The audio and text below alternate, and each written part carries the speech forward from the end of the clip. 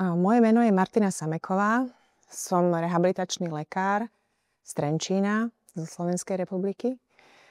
A metódu McKenzie používam už 10 ročia. Hoci som ju začala poznávať a teda dostala som sa k nej až po atestácii, kedy som už mala manuálnu medicínu, rôzne kurzy, tak táto metóda mi umožnila zlepšiť alebo zrýchliť diagnostiku, diferenciálnu diagnostiku, prácu s pacientami a aj v diagnózach, ktorých si neviem rady alebo sú akoby iné alebo nezaraditeľné, viem sa o mnoho lepšie orientovať alebo poslať pacienta trebárs ku kolegovi, inému špecialistovi.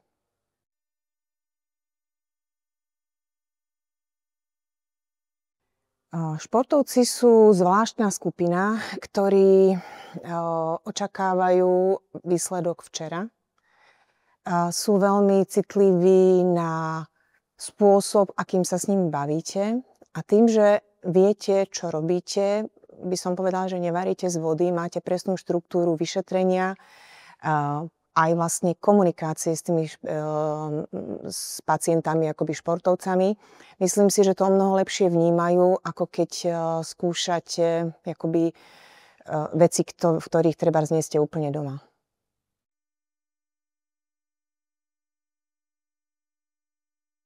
McKenzie metóda je štrukturovaný spôsob diagnostiky a liečby. A pre mojich pacientov, aj pre mňa, aj vlastne pre celú moju prax, nás je asi 10 fyzioterapeutov a lekárov zároveň, je to naozaj urýchlenie, zjednodušenie, ako metóda, kde neskúšate niečo naslepo, ale máte presnú štruktúru a hovorím, je to uľahčenie a zrýchlenie práce. Doporučujem to nielen fyzioterapeutom, ale hlavne do lekárskych praxí by sa to mal tento systém dostať.